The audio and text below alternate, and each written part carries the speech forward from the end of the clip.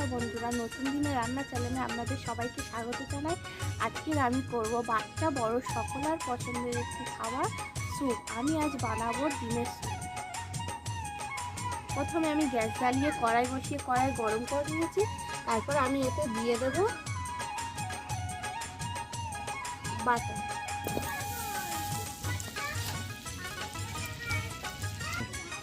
বাটারটা আমি গলিয়ে নিয়েছি। এবার আমি দিয়ে দেবো পেঁয়াজ কুচি।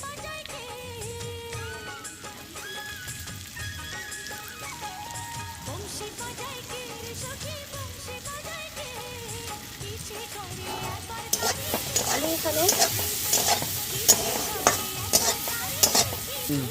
এবার আমি দিয়ে দেবো ডিম।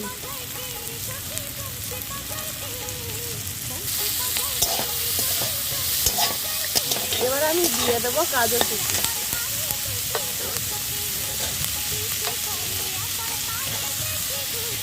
এবার আমি হালকা এগুলো ভেজে নেব। আমি এখানে বাটার ব্যবহার করেছি, আপনাদের কাছে যদি বাটার না থাকে আপনারা সাদা তেলও ব্যবহার করতে পারেন। এবার আমি ভাজাতে দিয়ে দেবো অল্প পরিমাণে লবণ।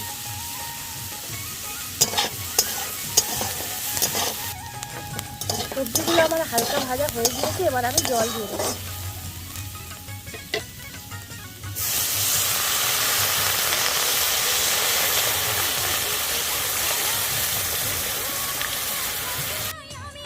যেহেতু এটা স্যুপ হবে তাই জলের পরিমাণটা একটু বেশি দিয়েছি আমি। সবজিগুলো সব প্রায় সিদ্ধ হয়ে গিয়েছে। এবার আমি দিয়ে দেব আগে থেকে ফেটিয়ে রাখা দুটো ডিম। ডিমটা দিয়ে সঙ্গে সঙ্গে কিন্তু নাড়তে হবে।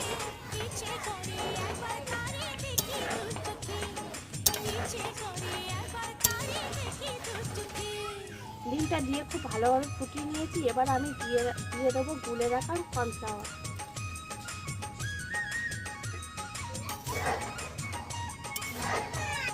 খুব আমার হয়ে গিয়েছে প্রায়। এবার আমি দিয়ে দেবো গোলমরিচ গুঁড়ো। গোলমরিচ গুঁড়ো দিয়ে আমি একটু নেড়ে এবার লাগিয়ে নেব।